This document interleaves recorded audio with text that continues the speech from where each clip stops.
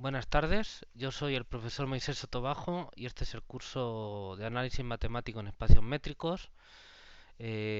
Hoy es jueves 21 de octubre de 2021 y vamos a tenemos una hora que vamos a dedicar a teoría. ¿Bien? Ok, a ver, permítanme subir esto un poquito para que se me oiga mejor. Un poquito más. Bueno, muy bien. Voy a compartir pantalla. ¿Pueden verme y oírme bien? Sí, ya vemos su pantalla. Muy bien. Bueno, pues entonces estábamos en el capítulo 2, topología de los espacios métricos. Ya vimos la sección 2.1 de convergencia y formas de aproximar un punto, que son los primeros conceptos básicos para hablar de topología. Bien. Vamos a hablar ahora de dos temas que son densidad y separabilidad. Bien. Muy bien. Bueno, y entonces, uy, no les estaba mostrando la pantalla. Entonces, les estaba diciendo, eh, ay, por favor, que ya habíamos visto esta sección 2.1 y ahora vamos con la sección 2.2, que tiene que ver con los temas de densidad y separabilidad. Bien. Y bueno, pues si recuerdan, la sección anterior tenía que ver con eh, fundamentalmente con las formas con las que con puntos de un conjunto yo puedo aproximar algún otro. Bien. Entonces, pues, y entonces hablábamos de tipos de punto interior, de punto de adherencia, etcétera, etcétera. Bien. Y luego con eso nos permitía hablar de una clase de conjuntos que es muy importante en la topología de espacios métricos en concreto, que son los conjuntos abiertos y los conjuntos cerrados, ¿no? Los conjuntos abiertos son los que rodean bien a sus puntos y los conjuntos cerrados son los que aproximan bien a sus puntos, en el sentido de que no dejan escapar ningún límite, ¿no? Como decíamos estos días atrás. Bueno, ahora vamos a ver algo relacionado con esto, pero más allá, que es no solo ver cómo los puntos de con los puntos de un conjunto, cómo podemos aproximar un punto, sino cómo podemos con los puntos de un conjunto aproximar a todo otro conjunto, es decir, globalmente. Entonces tenemos dos conjuntos y la pregunta es, bueno, para cualquier punto del segundo yo puedo aproximarlo arbitrariamente bien con puntos del primer conjunto, ¿vale? Entonces se trata de esa noción. Dos conjuntos y cómo aproximo bien con uno el otro, los puntos del otro, ¿vale? Entonces vamos a escribir eso. Déjenme quitarme de aquí. A ver, ¿dónde está el archivo de densidad? Aquí. Bien. Bueno, entonces vamos a escribir esto. En la sección anterior vimos o estudiamos y catalogamos, si quieren podemos poner eso, estudiamos y catalogamos distintas formas en las que un conjunto puede aproximar o rodear a un punto dado del espacio métrico. Del espacio métrico. Bien. Bueno, en esta sección, en esta sección vamos a ir más allá. Vamos a ir más allá, analizando,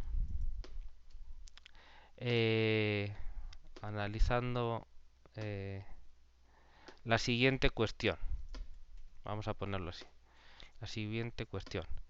Dados dos conjuntos de un espacio métrico, ¿bien? eh, a ver cómo escribimos. Podemos aproximar bien el segundo conjunto, vamos a ponerlo así, el segundo conjunto con el primero. Bien, vamos a poner, es decir, y voy a ponerlo con la forma de otra pregunta. Es decir, para cualquier punto del segundo conjunto, bueno, no para cualquier, eh, se puede aproximar arbitrariamente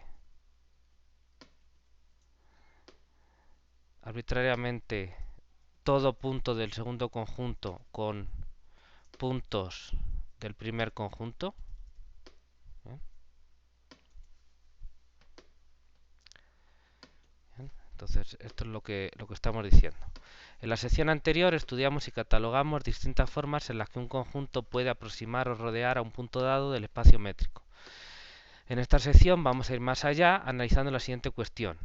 Dados dos conjuntos de un espacio métrico, ¿podemos aproximar bien el segundo conjunto con el primero? Es decir, ¿se puede aproximar arbitrariamente todo arbitrariamente bien? Aquí, arbitrariamente cerca.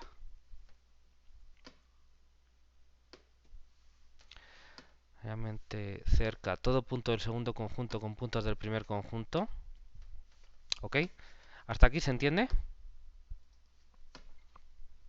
lo que estamos hablando?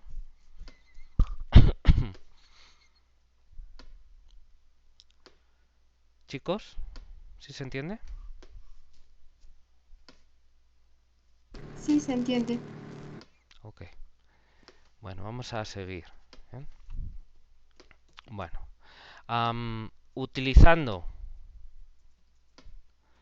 la terminología de la sección anterior,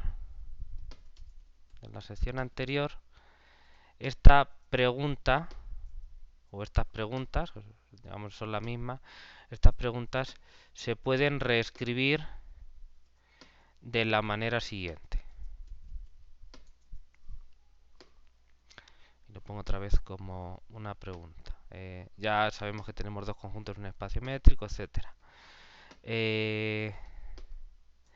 Es todo punto del segundo conjunto,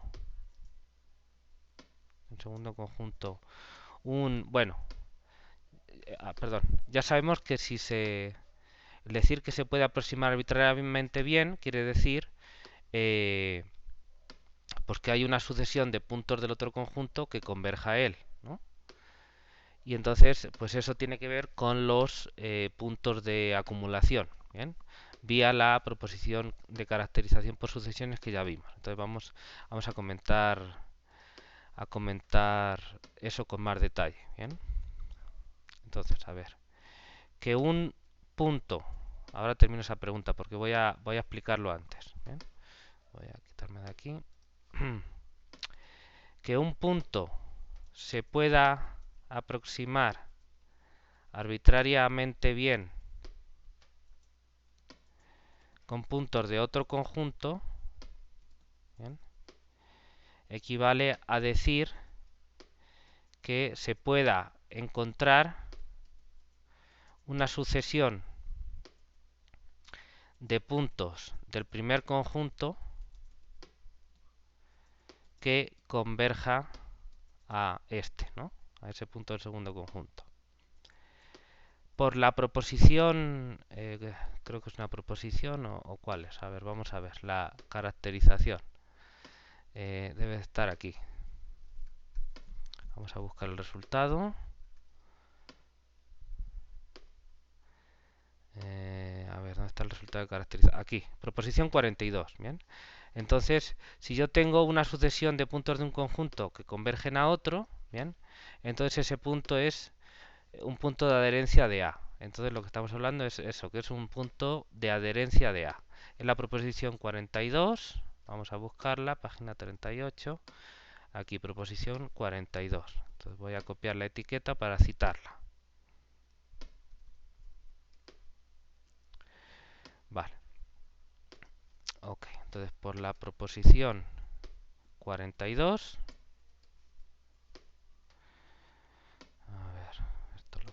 ¿sí?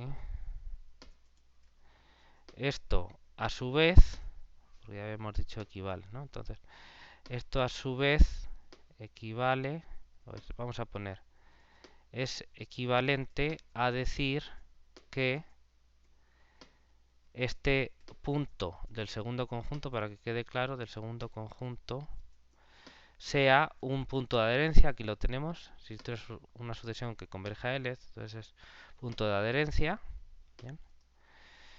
Sea un punto de adherencia, ¿bien? No necesitamos que sea una sucesión de puntos distintos, o sea que de verdad sea una convergencia. Si el punto estuviera en el conjunto, pues ya con eso estamos felices. Entonces vamos a hablar de punto de adherencia y no necesitamos hablar de punto de acumulación aquí, ¿vale? El segundo conjunto sea un punto de adherencia del primer conjunto. ¿Eh?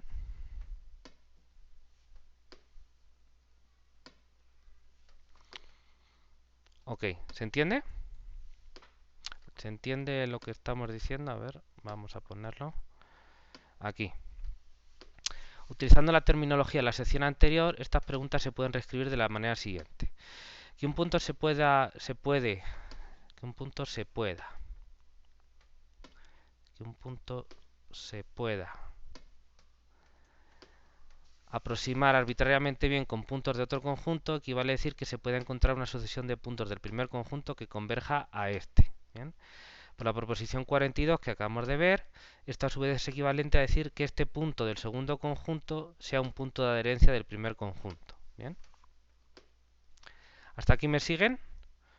¿O esto parece un sketch de Groucho Marx?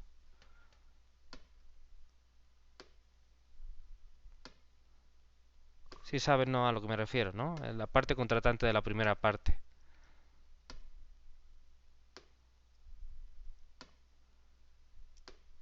¿Sí conocen eso de Groucho? No, profe, no sé qué ¿No? sea. Ay, Dios. Bueno, busquen ahí en internet, en YouTube, donde quieran, la parte contratante de la primera parte y la parte contratante de la segunda parte, y etcétera. Ahí búsquenlo y, y véanlo. Bueno, sí se entiende lo que estamos diciendo, el argumento.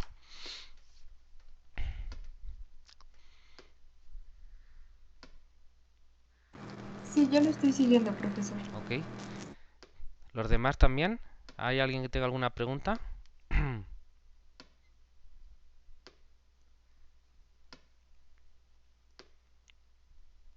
¿Todo bien? Bueno, vale, vamos a continuar. Entonces, de acuerdo con esto, bien, lo que estamos preguntando es si todo punto del segundo conjunto es un punto de adherencia del primero, ¿no? Entonces vamos a escribirlo.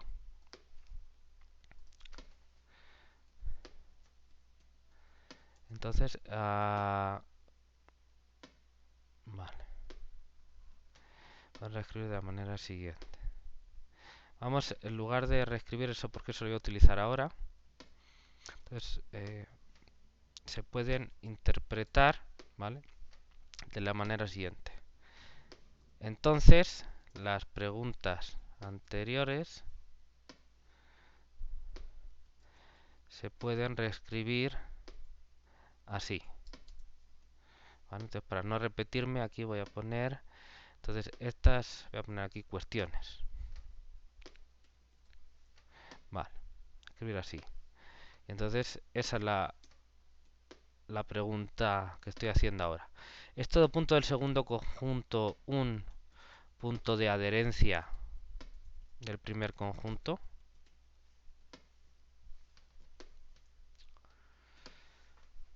¿Vale? ¿Es todo punto del segundo conjunto un punto de adherencia del primer conjunto? ¿Bien? ¿Me siguen hasta aquí?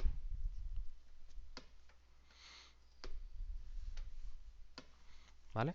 Se entiende que lo que pregunté al principio equivale, ya puesto con rigor, con la terminología que estamos desarrollando, equivale a esa pregunta. Es decir, el decir que yo pueda aproximar bien en el segundo conjunto con el primero, ya poniéndolo rigurosamente, quiere decir que si todo punto del segundo conjunto es un punto de adherencia del primero. ¿Están de acuerdo con eso?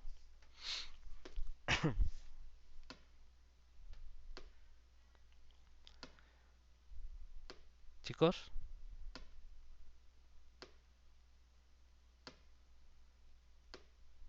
¿Puede hablar alguien? Para saber que me escuchan. Sí, Sí. escuchamos. ¿Sí? Ok, muchas gracias. Vale, muy bien. Bueno, entonces vamos a continuar. Entonces, a ver. Dado que el conjunto de puntos de adherencia es por definición la clausura o el cierre.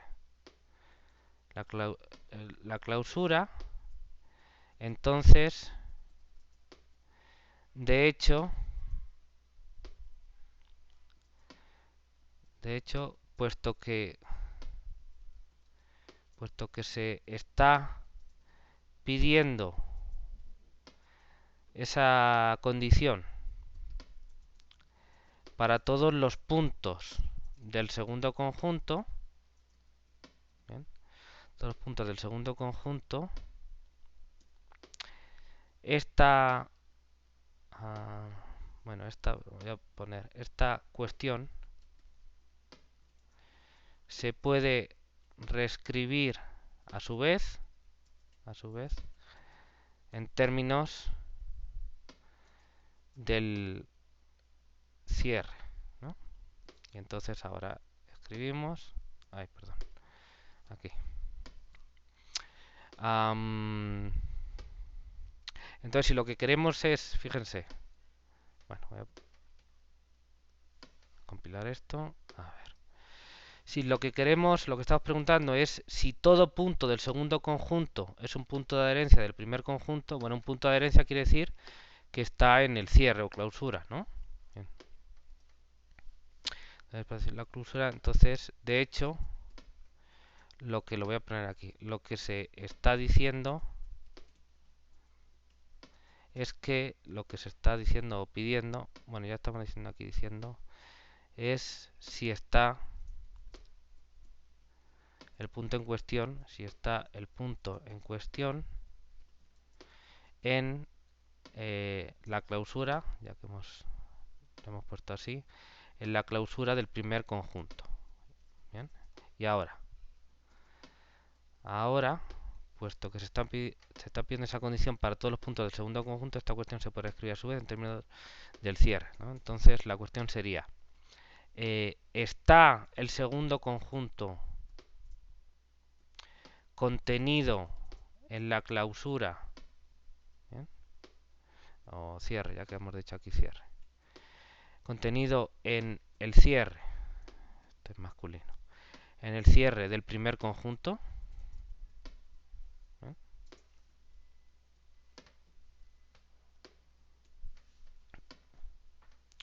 ¿Vale? Entonces, bueno, por definición la clausura o cierre son los puntos de adherencia. Entonces, si se está pidiendo que ver si todo punto del segundo conjunto es un punto de adherencia, pues eso es lo mismo que decir que si está el punto en cuestión del segundo conjunto en la clausura del primer conjunto, si pertenece a la clausura, al cierre. Bien. Y puesto que se está pidiendo para esa condición para todos los puntos del segundo conjunto, pues eso se puede reescribir en términos del cierre, que es, bueno, ¿están todos los puntos del segundo conjunto en el cierre? Es decir, ¿está el segundo conjunto contenido en el cierre del primer conjunto? ¿Vale?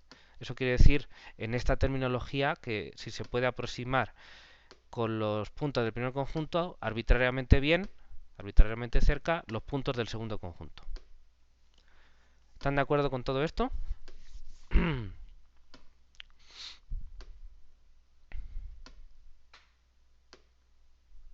Sí.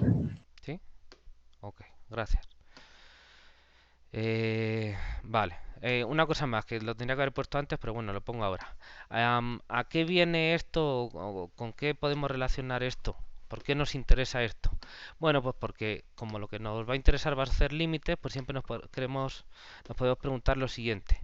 Yo tengo un conjunto especial de objetos en un espacio métrico con los que me es sencillo trabajar o me gusta trabajar o estoy forzado a trabajar por cierta cuestión, lo que sea, ¿no? Distintos contextos, pero el caso es que yo quiero trabajar solo con un subconjunto de objetos del espacio métrico, porque todo el espacio métrico pues serán cosas que a lo mejor son bastante raras, no sé, o son menos aprensibles, ¿no?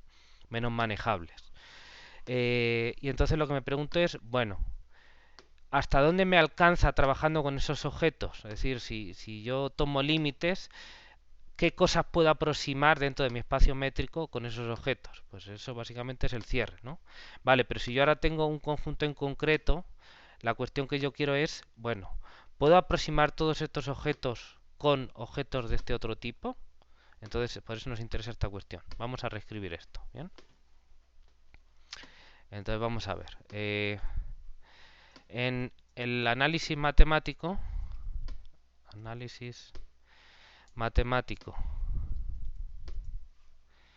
y en muchas de sus aplicaciones, ¿bien? Frecuentemente uno se encuentra en la situación siguiente.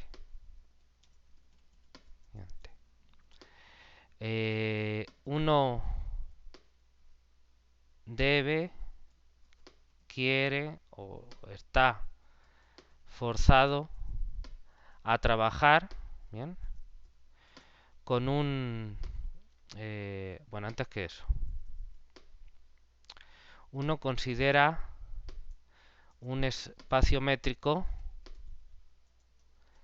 en el que se encuentran objetos que quiere estudiar. ¿Bien? Y para ello debe, quiere o está forzado a trabajar según las circunstancias con únicamente, si se quiere decir así, únicamente con los objetos de un subconjunto. ¿Bien? Los objetos de un subconjunto. ¿Bien? Esto puede ocurrir, ¿bien? Por las, qué sé yo, por las circunstancias del problema en sí, ¿bien? Del problema en sí, o porque, eh, eh, por ejemplo, porque estos objetos tienen propiedades mejores o más propiedades o como se quiera, tienen propiedades mejores o deseables, ¿no? Lo que sea, que la que un elemento genérico del espacio métrico, ¿vale? Y les voy a poner un ejemplo, ¿no? Eh, por ejemplo, pues lo típico. En un espacio de funciones, si quieren un espacio de funciones continuas como los que tenemos, continuas, los polinomios, ¿bien? Los polinomios tienen propiedades particulares que no todas las funciones continuas satisfacen.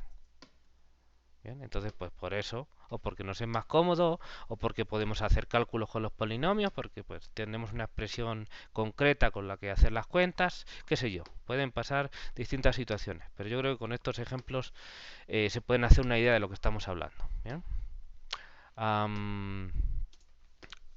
Entonces, y para ello se debe, lo que sea, trabajar únicamente con los objetos de un subconjunto. Bien. A su vez, a su vez, es posible que queramos estudiar ciertas propiedades o cuestiones sobre todos los elementos del espacio métrico o de un subconjunto en particular. ¿Bien? Este sería el segundo conjunto, que es lo que queremos aproximar, un subconjunto en particular. A través de la toma de límites, ¿bien? De límites, es posible transferir algunas propiedades de un subconjunto menor a otro mayor en el sentido de la inclusión de conjuntos, ¿bien? A otro mayor eh, siempre y cuando, bien, voy a ponerlo aquí entre comillas, siempre y cuando estas propiedades pasen al límite, ¿vale? Se comporten bien de alguna manera, como conmuten con el límite, ¿no? Cosas de ese tipo. Ya saben, ustedes tienen experiencia y saben a lo que me refiero. ¿Bien? En ese caso, tiene interés el preguntarse eh, cuáles son los posibles límites, ¿no? Aquí límites también, digamos entre comillas, que se pueden obtener, que se pueden obtener con elementos del primer conjunto, ¿bien? Con el que yo estoy trabajando, conjunto de trabajo. ¿Bien? La proposición, precisamente, la proposición 42 que estamos utilizando aquí, aquí la voy a copiar, no tengo que buscarlo. ¿Bien? Aquí, el primer conjunto. Entonces, la proposición 42 aclara esta situación. Dos puntos. Es precisamente la clausura del primer conjunto. ¿Bien? Entonces, ahora de lo que se trata es de ver si ahora dados dos conjuntos con los roles anteriores, ¿no? Es decir, uno, el primer conjunto con los objetos que yo quiero trabajar, los que yo quiero aproximar, y dos, el conjunto de objetos que a mí me interesa estudiar, entonces los que yo quiero aproximar, ¿vale? Es ver de si puedo aproximar bien el segundo conjunto con el primero. ¿Bien? Y esto espero que enlace bien con lo siguiente. Vamos a verlo y ahorita lo... Ay, creo que tapé... Bueno, ni modo. Entonces, vamos a leer todo esto. Me queda un párrafo largo, a lo mejor ahora lo separo. Entonces, en el análisis matemático y en muchas de sus aplicaciones... ¿Sí están conmigo? ¿No se perdieron? ¿Me siguen? No. Sí, Ok. En el análisis matemático y en muchas de sus aplicaciones, frecuentemente uno se encuentra en la situación siguiente. Uno considera un espacio métrico en el que se encuentran objetos que quiere estudiar y para ello debe o quiere o está forzado a trabajar únicamente con los objetos de un subconjunto. Esto puede ocurrir por las circunstancias del problema en sí o porque estos objetos tienen propiedades mejores o deseables o lo que sea que un elemento genérico del espacio métrico. Es decir, no todos los elementos del espacio métrico tienen esas propiedades buenas, entre comillas, que tiene estos elementos del primer conjunto. Por ejemplo, en un espacio de funciones continuas, los polinomios tienen propiedades particulares que no todas las funciones continuas satisfacen. Aquí, ¿dónde está el paréntesis? Satisfacen.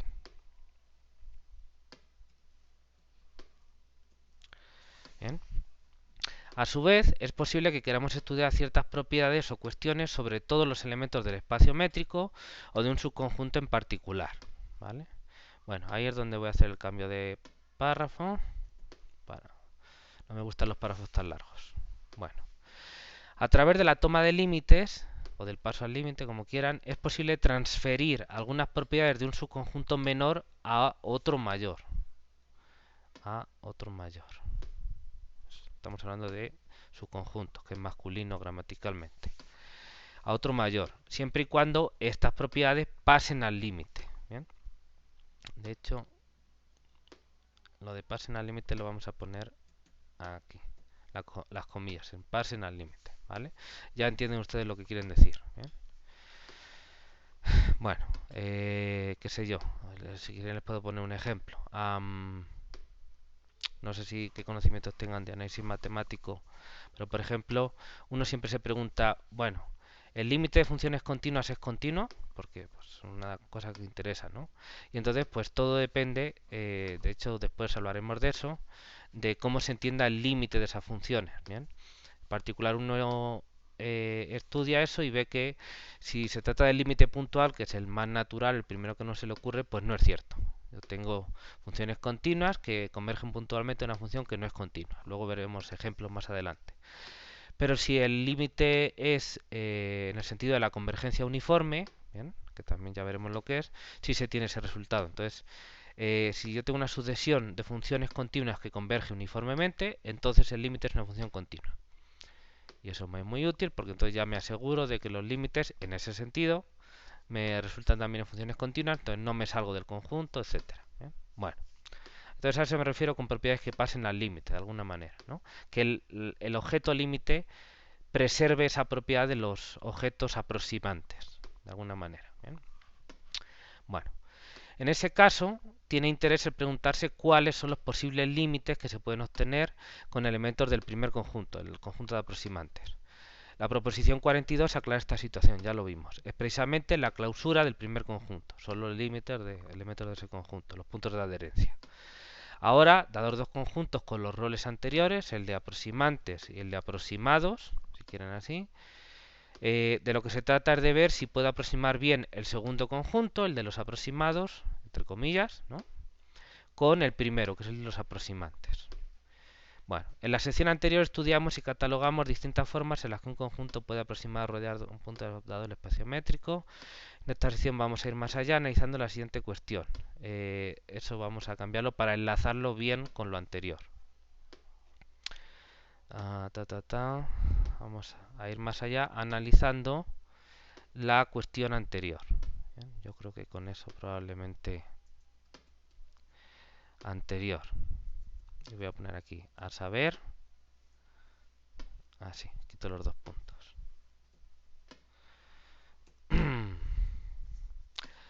En esta sección vamos a ir más allá analizando la cuestión anterior, a saber, dados dos conjuntos de un espacio métrico, ¿podemos aproximar bien el segundo conjunto con el primero? Es decir, y ya todo lo que dijimos antes, ¿bien? Ok, bueno. ¿Se entiende?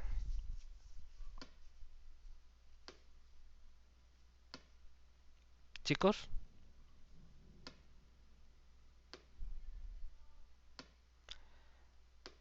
chicos, Sí, Sí, se profe. entiende. ¿sí? Ok, gracias. Bueno, vamos a continuar. Ok, antes de dar la definición de densidad, algo que de alguna manera lo enlace también con el término de densidad. Les pregunto, ¿dónde han visto ustedes esta noción de densidad o la palabra densidad en el contexto de matemáticas? Cuando decimos que Q es denso en R, por ejemplo, en el primer semestre la definición que dieron es que cualquier número real puede aproximarse con números racionales. Exactamente. En el curso de cálculo a uno le enseñan a decir que los racionales son densos en los reales, lo cual se puede ver de distintas maneras, pero al final acaba siendo eso, que yo puedo aproximar cualquier número real con números racionales. Bien, esto es obvio para números racionales, pues si ya lo es, ya lo estoy aproximando, ¿no? Fíjense. Y que lo puedo aproximar por el mismo, pero si quiero también por otros, también me puedo aproximar. Pero bueno, eso es otra cuestión. Y por supuesto, cualquier número irracional también, ¿no? Pues los reales son racionales e irracionales. Entonces, cualquier número irracional yo lo puedo aproximar arbitrariamente bien con números racionales. ¿Bien? Eh, esta pregunta se podría, o esta afirmación se podría decir al revés, les pregunto, es decir, yo podría decir, cualquier número real se puede aproximar arbitrariamente bien con números irracionales. ¿Estarían de acuerdo con esa afirmación?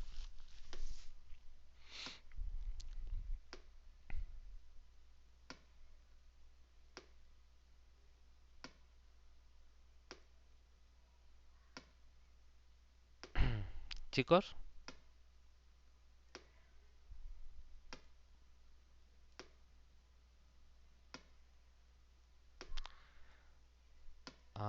¿nadie sabe? Les repito, ¿Estarían ustedes de acuerdo con la siguiente afirmación? Todo número real puede aproximarse arbitrariamente bien con números irracionales. Es lo mismo que antes, pero con irracionales. ¿Estarían de acuerdo ustedes con eso?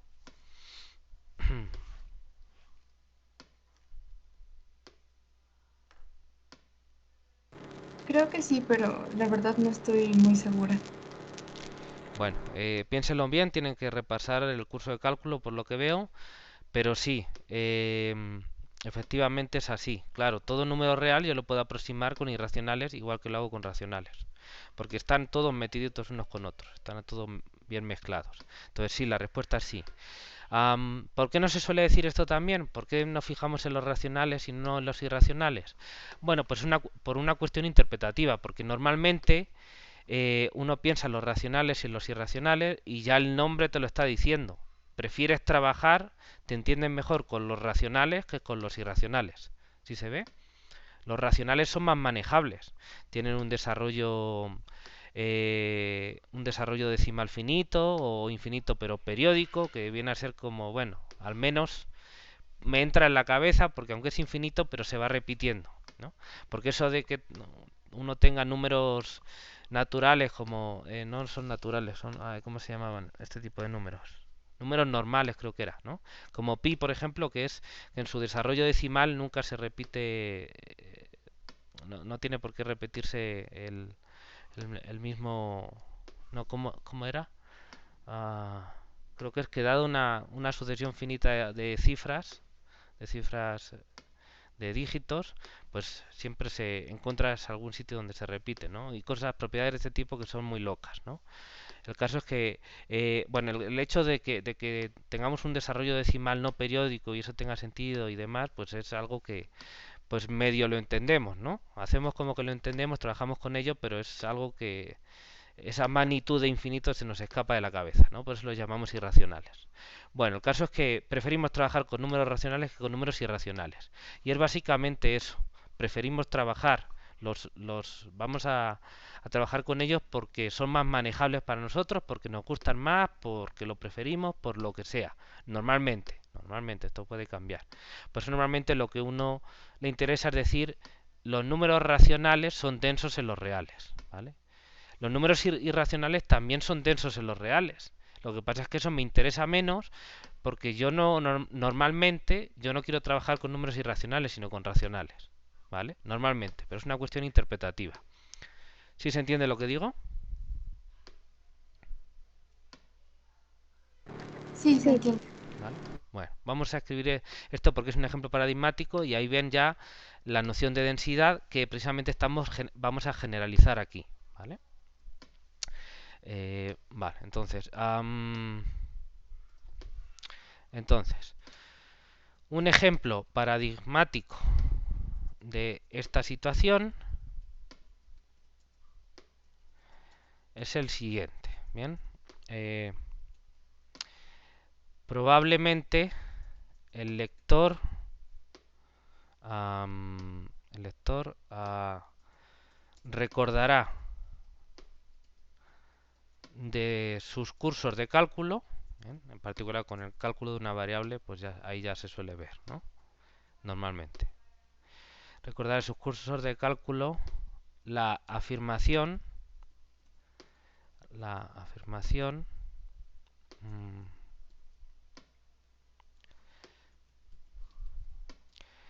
los números racionales son densos en los reales, ¿vale? Eh, que viene a decir que,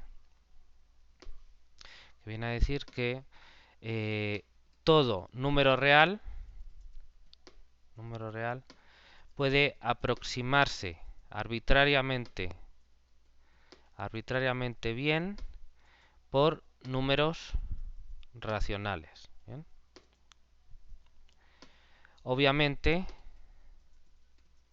esto es cierto si el número en cuestión, el que queremos aproximar, si el número aproximado, vamos a decirlo así, el número aproximado es racional, ¿bien? Pues porque Pues si quieren vamos a poner aquí para que quede bien escrito que consideramos las dos opciones y en este caso las dos se dan.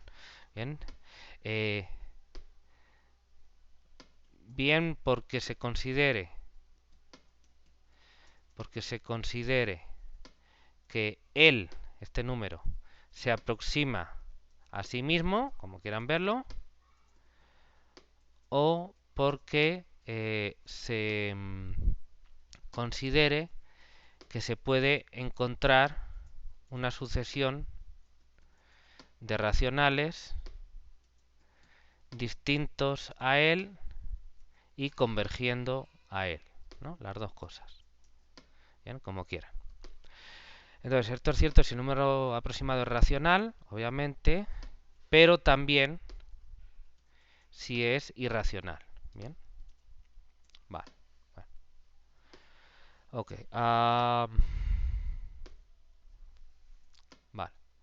Eh, fíjense, fíjense que una afirmación similar es cierta para los irracionales.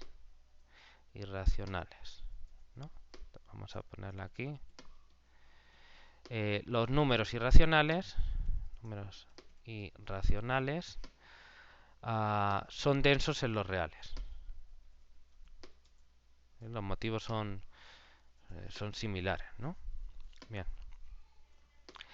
El motivo por el que esta propiedad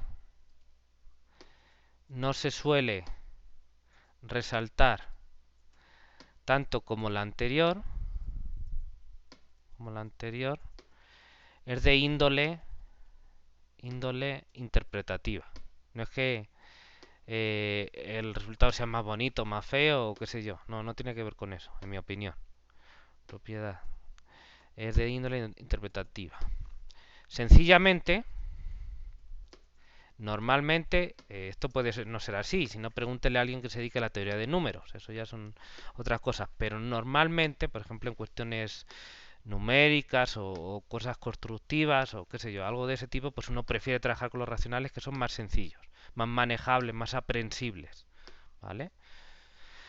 Bueno, entonces sencillamente, normalmente uno prefiere trabajar, o sea, trabajar con números racionales, no con con números irracionales.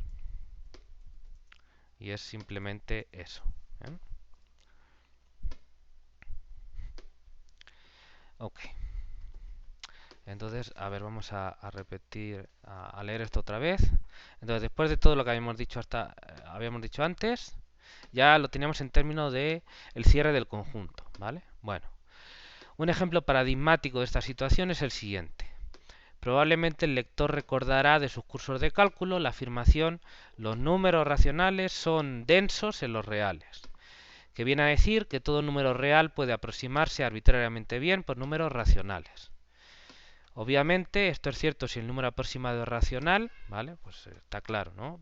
Bien porque se considere que él se aproxima a sí mismo, pues que es perfectamente válido, porque si yo digo, bueno, si yo lo que quiero, por ejemplo, es transferir ciertas propiedades, ¿bien? Pues no me interesa aproximarlo por elementos distintos. Si él ya está en el conjunto, pues ya está, ya tiene la propiedad, para qué quiero complicar lo que no es complicado? ¿Vale? Pero a lo mejor para otras cuestiones, pues puedo querer aproximarlo con otros que no sean él. Pudiera ser también. Bueno, pues entonces, pero ese resultado también se tiene, ¿no? Uno siempre puede aproximar un racional por una sucesión de racionales que sean distintos de él, perfectamente. Hasta si quiere uno puede elegir la monótona y lo que sea. Bueno.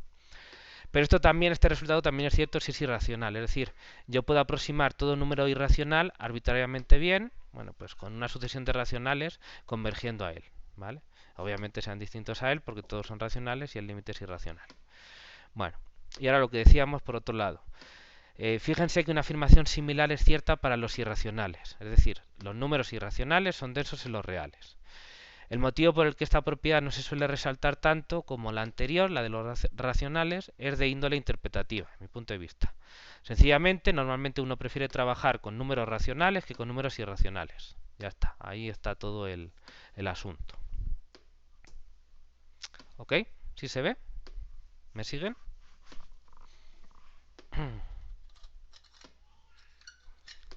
Sí, profesor. Ok, muy bien. Bueno, pues yo creo que con todo esto ya podemos dar la definición de densidad. Bueno, lo que vamos a hacer ahora es, a continuación,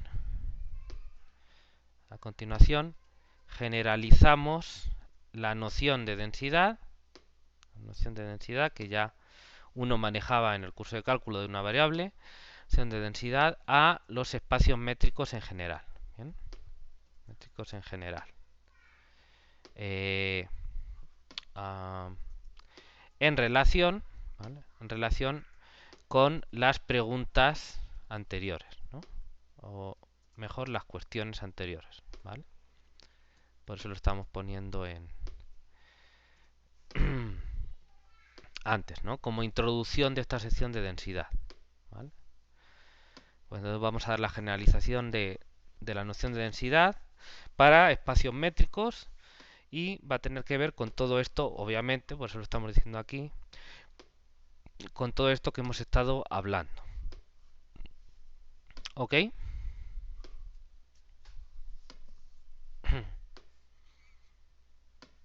¿Se ve? ¿Alguien tiene alguna pregunta? Bueno, supongo que no. Ok. Bueno, entonces a la conclusión que habíamos llegado es que estas cuestiones de que con un conjunto puedo aproximar bien otro, pues esto se puede interpretar con esta terminología de los espacios métricos en esta pregunta, ¿no? ¿Está el segundo conjunto, el que yo quiero aproximar, contenido en el cierre, en la clausura del primer conjunto, que es con el que yo quiero aproximar? ¿Vale? Pues sencillamente esa es la definición que vamos a dar. ¿Bien? Entonces, ¿por qué les he soltado todo este rollo que llevamos casi una hora hablando de esto? Bueno, pues para que la definición de densidad, que es muy importante, no les caiga así como llovida del cielo, que no se entienda nada, ¿no? Lo que quiero es que lo entiendan. ¿Sí se ve?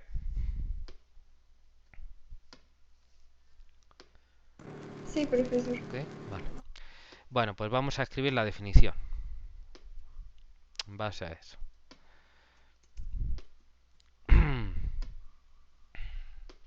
Muy importante que entiendan las cosas. Y más importante todavía es que quieran entenderlas. Entonces, densidad. A ver, entonces, sean R igual a X rho un espacio métrico, ¿bien? Y que necesitamos pues dos conjuntos. Y dos conjuntos A y B, ¿vale? Subconjuntos de X, ¿vale? Entonces ahora, se dice que el conjunto A es denso, y lo voy a poner con negrita, ¿no? Para resaltarlo. Es denso en, voy a ponerlo también, es denso en B, ¿bien? Sí, aunque es algo muy cortito, lo voy a poner con una ecuación para resaltarlo. B está incluido en el cierre de A. Ya está, no tiene más. Vamos a poner aquí una etiqueta porque es posible que luego lo usemos.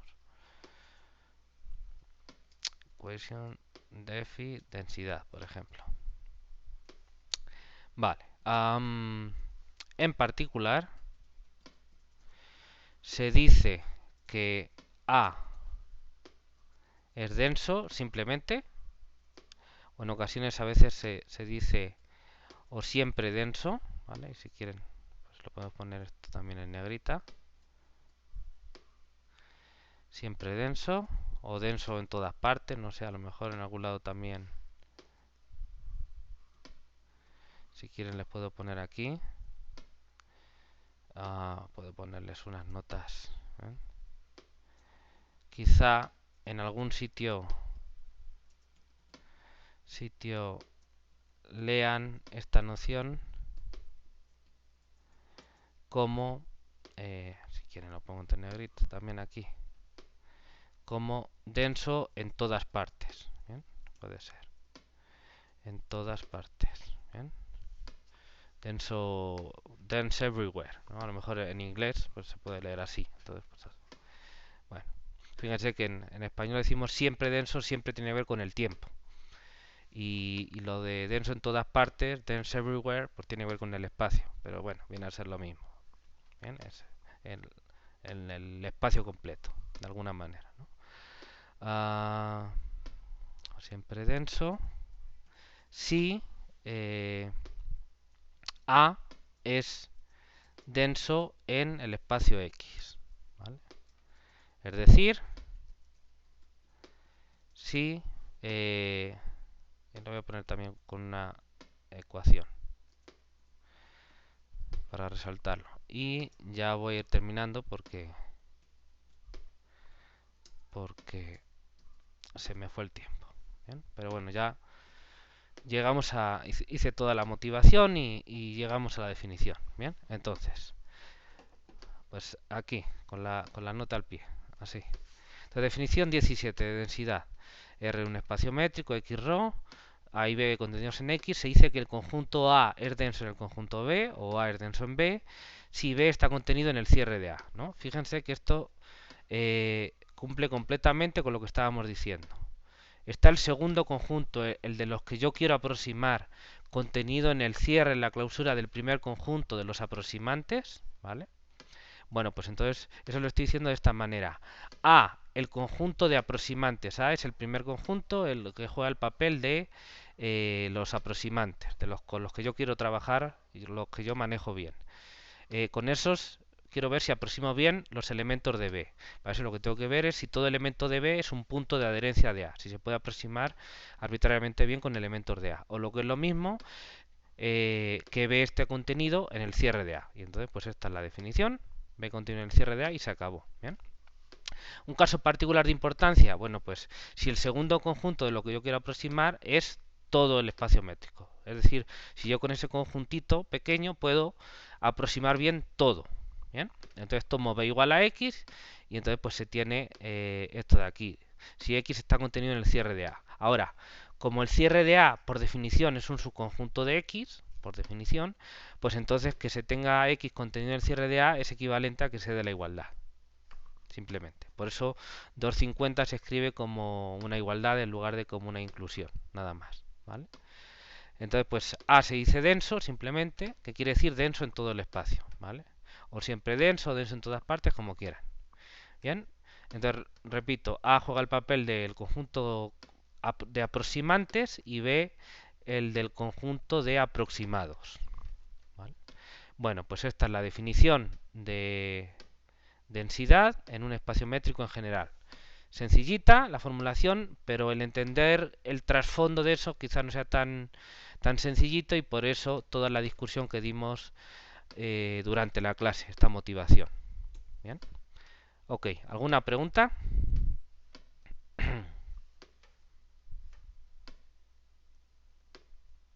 Por ahora no. Ok. Bueno, muy bien. Bueno, pues con esto terminamos la clase de ahora y recuerden que a las 6 tenemos clase para revisión de dudas de la hoja 4. Y mañana revisaremos, formalmente revisaremos la hoja 4 de ejercicios. ¿De acuerdo? Entonces nos vemos en un rato. Y si no, mañana. Sí, profe. Gracias. Hasta luego, cuídense. Gracias. Hasta luego, de nada.